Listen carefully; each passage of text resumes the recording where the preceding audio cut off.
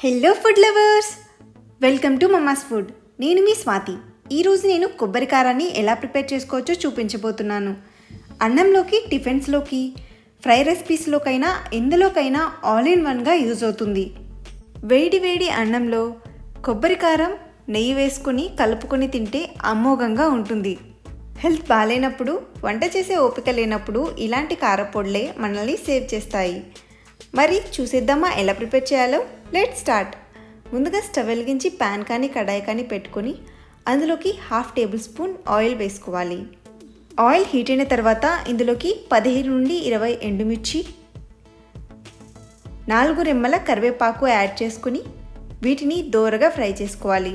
మంట లో ఫ్లేమ్లో ఉంచుకొని నిదానంగా ఫ్రై చేసుకుంటేనే కరివేపాకు క్రిస్పీగా అవుతుంది. అలానే ఎండుమిర్చి కూడా బాగా ఫ్రై అవుతాయి. కరివేపాకు, ఎండుమిర్చి రెండింటిని క్రిస్పీగా ఫ్రై చేసుకున్నాక వీటిని తీసి ఒక ప్లేట్లో వేసుకొని పక్కన పెట్టుకోవాలి. ఇప్పుడు అదే ప్యాన్లోకి మరొక 1/2 టేబుల్ స్పూన్ ఆయిల్ యాడ్ చేసుకోవాలి. ఆయిల్ హీట్ అయిన తర్వాత ఇందులో 2 టేబుల్ స్పూన్స్ పచ్చిశనగపప్పు, 2 టేబుల్ స్పూన్స్ మినప్పప్పు, 2 టేబుల్ స్పూన్స్ జీలకర్ర,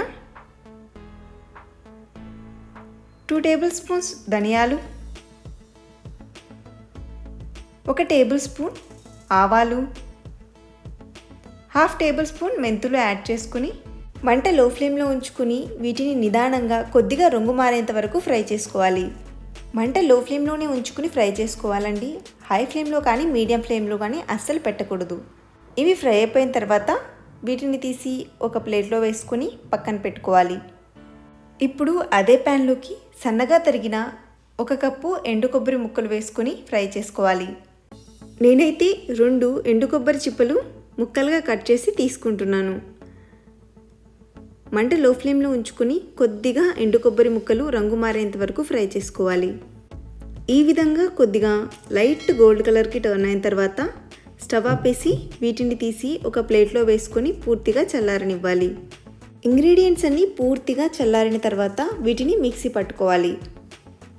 ఇప్పుడు ఇంగ్రీడియంట్స్ అన్నీ పూర్తిగా చల్లారిపోయాయి.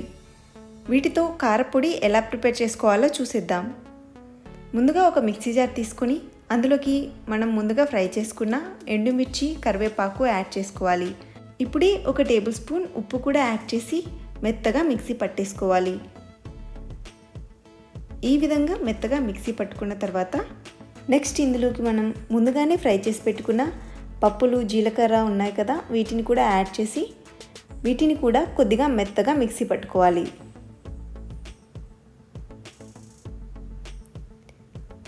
ఈ విధంగా మిక్సీ పట్టుకున్నాక ఇప్పుడు చివరగా ఎండు కొబ్బరి, అలానే ఒక వెల్లుల్లిపాయని పొట్టుతో సహా వేసుకుని మరీ మెత్తగా కాకుండా పల్సిస్తూ కొద్దిగా కచ్చాపచ్చగా గ్రైండ్ చేసుకుంటే తినేటప్పుడు టేస్ట్ చాలా బాగుంటుంది. అంతేనండి, ఎంతో టేస్టీగా ఉండే కొబ్బరి కారపొడి తయారైపోయింది. ఈ కొబ్బరి కారపొడిని ఏదైనా ఎయిర్టైట్ జార్లో వేసుకుని స్టోర్ చేసుకున్నారంటే 1 మంత్ పైనే ఫ్రెష్గా ఉంటుంది. ఎప్పుడు కావాలంటే అప్పుడు టిఫిన్స్లోకైనా, అన్నంలోకైనా, ఫ్రైస్లోకైనా ఎందులో కావాలన్నా వాడుకోవచ్చు. ఎలాంటి ఫ్రై రెసిపీస్కైనా మంచి టేస్ట్ ఇస్తుంది. మరి చూసారు కదా కొబ్బరి కారపొడి ఎలా ప్రిపేర్ చేసుకోవాలో. మీకు నచ్చితే తప్పకుండా ట్రై చేసి మీకు ఎలా వచ్చిందని నాతో కామెంట్స్లో షేర్ చేసుకోండి. వీడియో నచ్చితే లైక్ చేసి మీ ఫ్రెండ్స్తో, రిలేటివ్స్తో షేర్ చేసుకోండి. ఇంకా ఇలాంటి మరిన్ని టేస్టీ వంటల కోసం మన ఛానల్ని సబ్స్క్రైబ్ చేసుకోవడం మర్చిపోకండి. Thank you for watching.